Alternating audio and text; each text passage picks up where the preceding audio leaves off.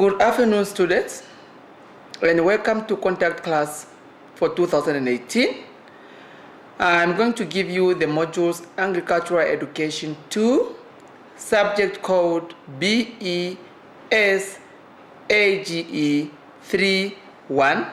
Bachelor of Education, Senior Primary. And then my name is Abraham, and I'm your tutor for these modules. And if you have got any other problem or any issue, please feel free to contact me on 081 44 38 360. So that's my mobile number. So in case you have got any problem or you have got any issues with the module that I'm going to discuss with you, feel free to contact me as your tutor. You can also email me if you've got any other question. You can email me at asholongela@unam.na.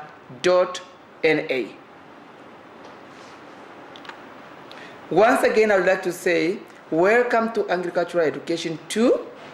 I wish you all to be hardworking, dedicated, and self-driven students in this course. This presentation covers the subject content in brief and some general guidelines that I want everyone to keep in mind when preparing for 2018 examinations.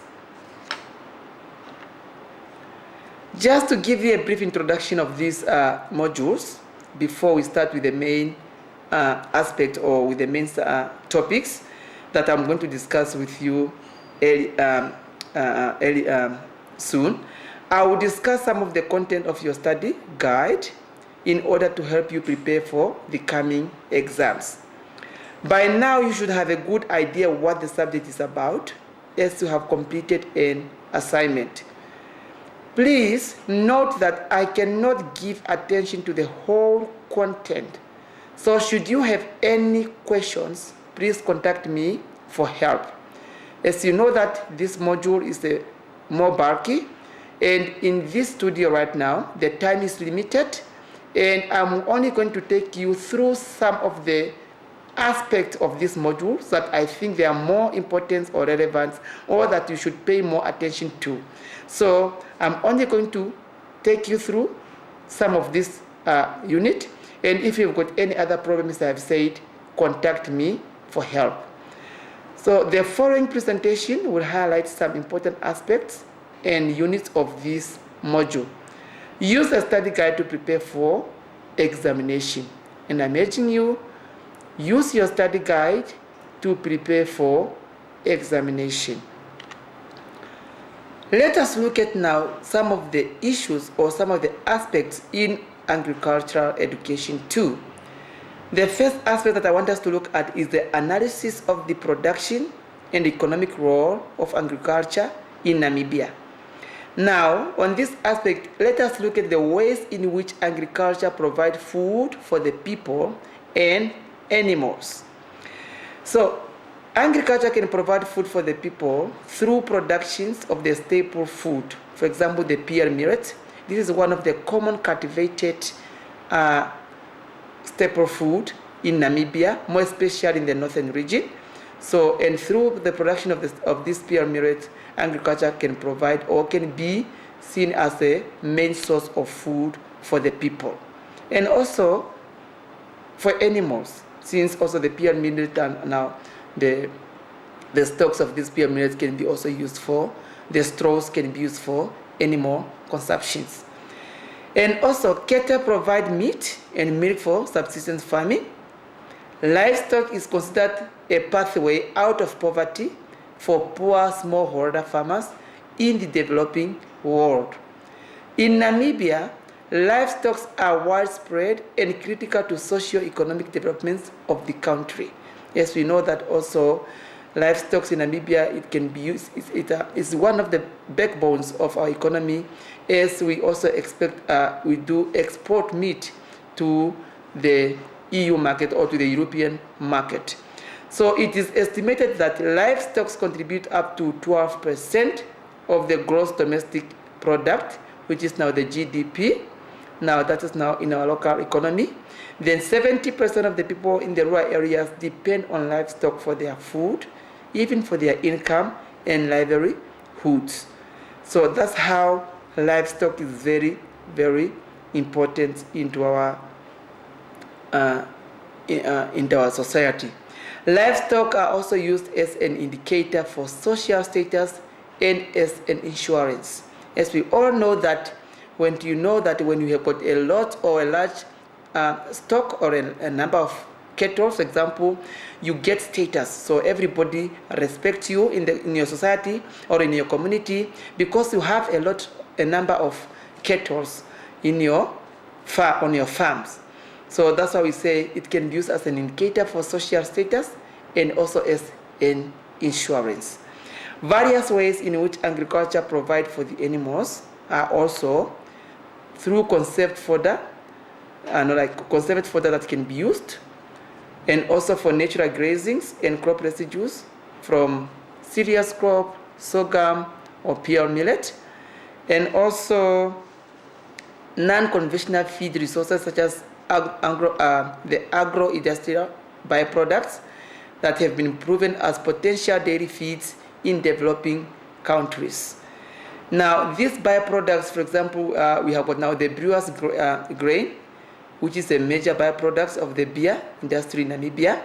And this grain, or this brewer's grain, or this byproduct, it's a good and palatable and cheap source of energy for dairy cows and good supplements feed for livestock.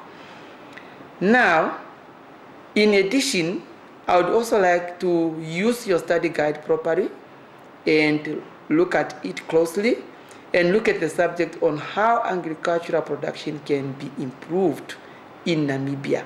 As we all know that Namibia is a dry country and we've got a lot of factors to food securities in Namibia, or major challenges to food securities in Namibia.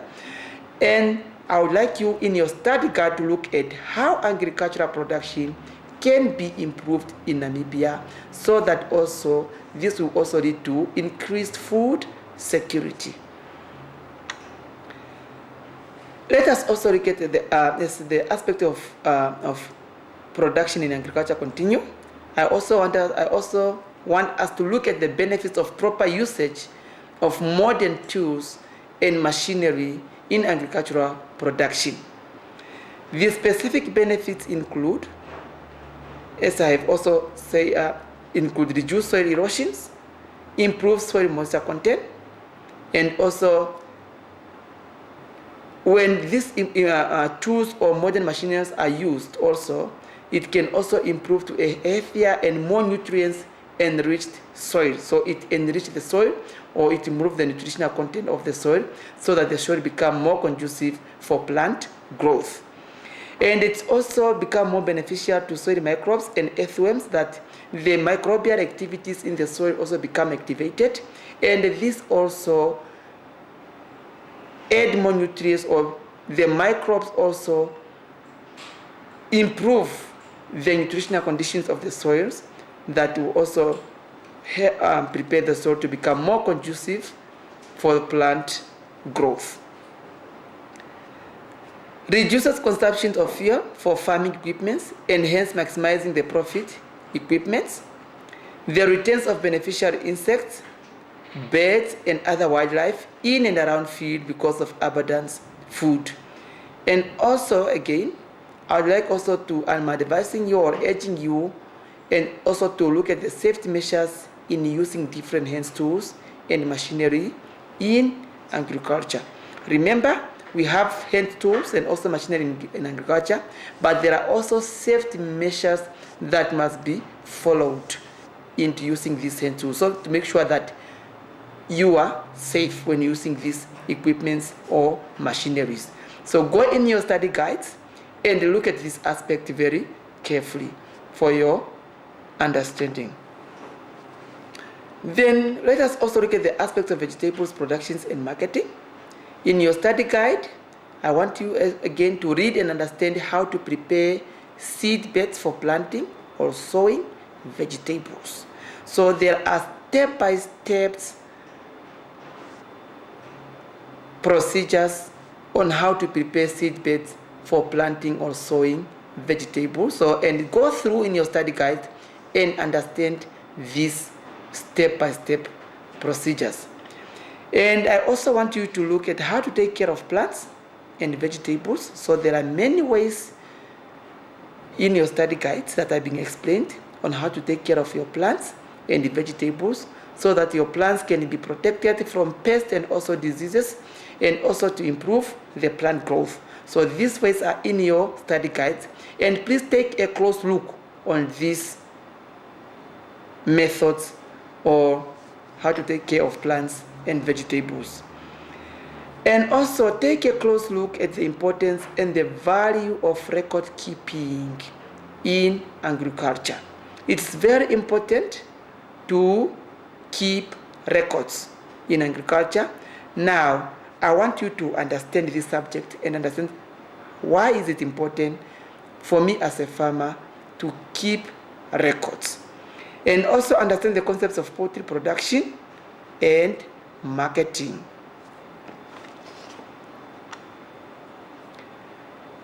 Let us also look at the aspect of financial management.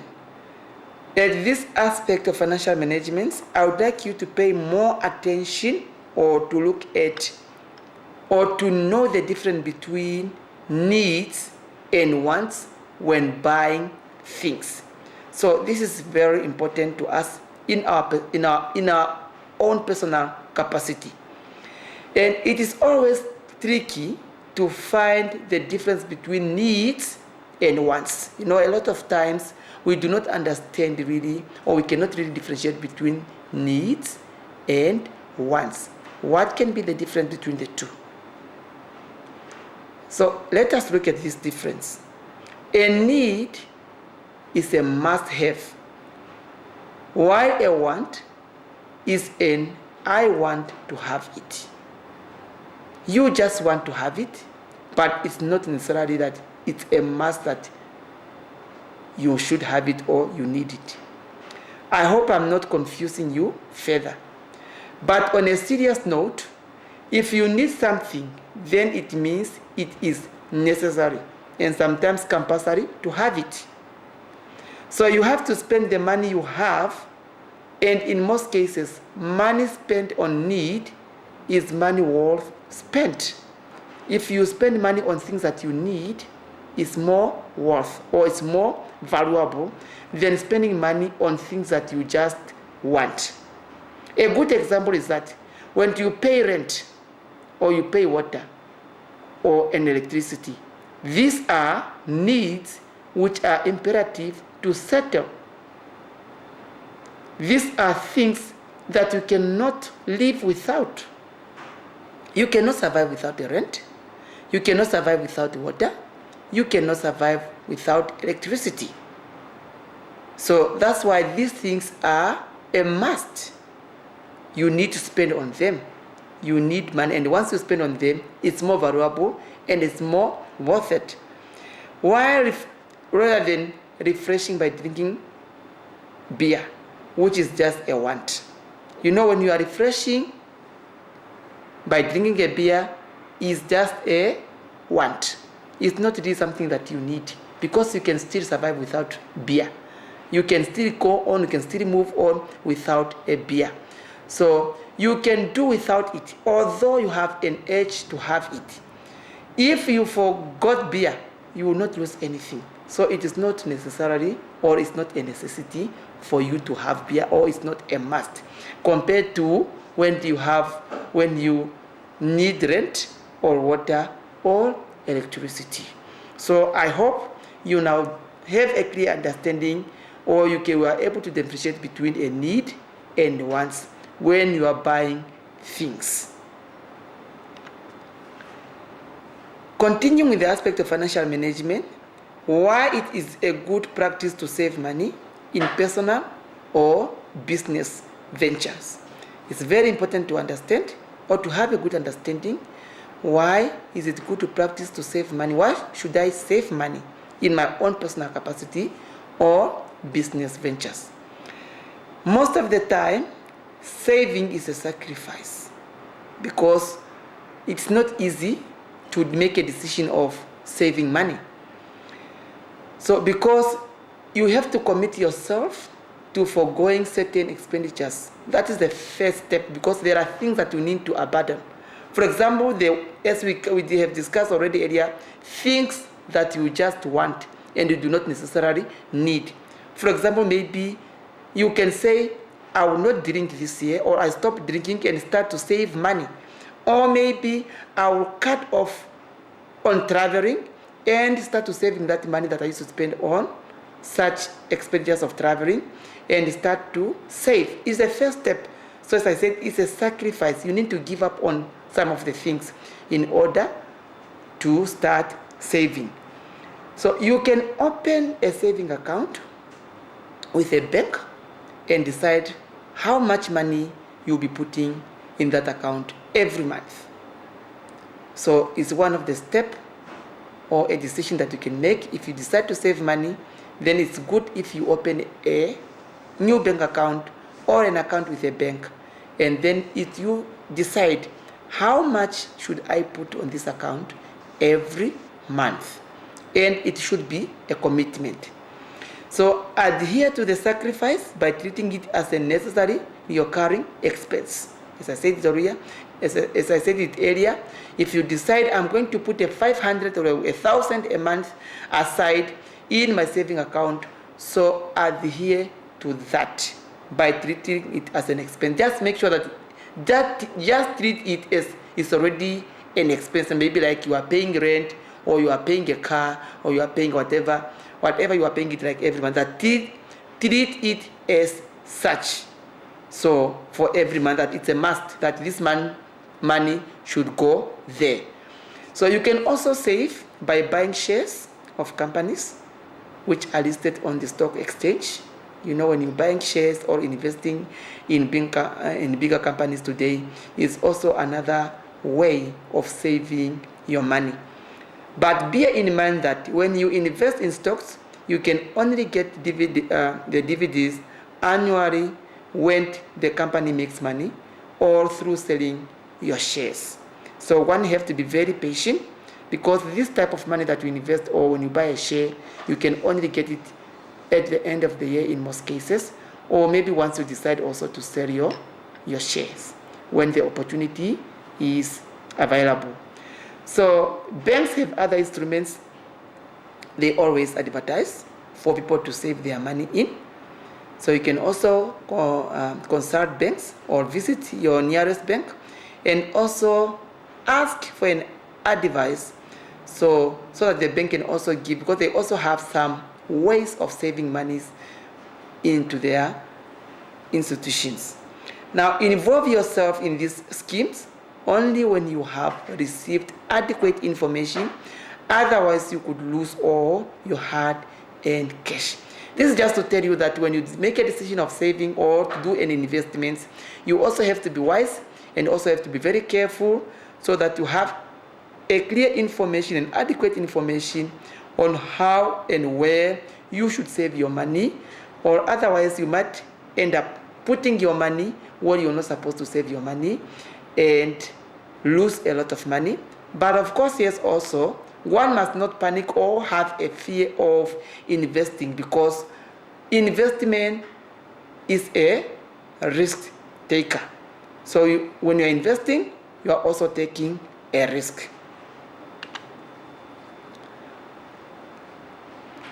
Let us also look at the aspect of poultry production and the marketing. Now, as we are saying, or as we look at this subject, indigenous chickens survive on scavenging resources, which include kitchen leftovers, some worms, or even ants, grass seeds, insects, and whatever they can find in the surrounding, with little or no feed supplementation. So this is now our indigenous chickens, or the local chickens. So the indigenous chickens or indigenous breeds, they are more adequate to the local environment in that they can survive on a poor quality feed. So this one they do not mind. So they can survive on a very harsh environment. Even on a poor quality feed, they can get adapted very well. They can also survive on a less feed. They are more heat resistant. So they can survive a very hot environment or an area environment with high temperature. They are resistant to local diseases. You know, local chickens, they are hardly contract diseases, or so they develop that resistance in them so that they cannot get infected with diseases. As I said, they survive that very harsh environments or conditions. They can survive with little or no proper housing. They can still go through. On the other hand, the exotic breeds grow very fast, but they are not well adapted to the higher temperatures and need expensive nutritional supplementation and veterinary care as well as housing. So the exotic breeds, this one, they are very sensitive and they need extra care for them to be looked after. As we say, that they grow very fast, they multiply very fast, but yet they need extra care. So the locally adapted are crosses between now the indigenous and exotic breed. They are therefore more productive than the indigenous types and also more resistant to harsh conditions and diseases than the exotic types. As we continue with the aspects of poultry production and marketing, now I want us to look at why poultry also need good housing or shelter. Chickens need good and safe housing so that it is easy to control temperature, especially in the brooding area. Temperature fluctuations are detrimental to the survival of the chickens. Good, clean housings help to control diseases and parasites. That's why it's very important as a farmer, you have to make sure that your housing is clean. And also, this can help to control disease and parasites, because if your house is not clean, that creates room or an attraction for diseases and parasites. And remember that poultries, they are very sensitive to diseases and parasites.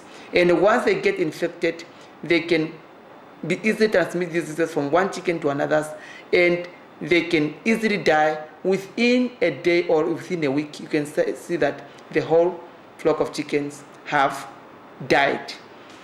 Good housing also blocks strong winds and dust from affecting the chickens. That's why you need a good housing, because once the house is properly constructed or designed, then that will also prevent winds. You know that winds sometimes when they blow in, they also carry diseases and also some pests or diseases or parasites.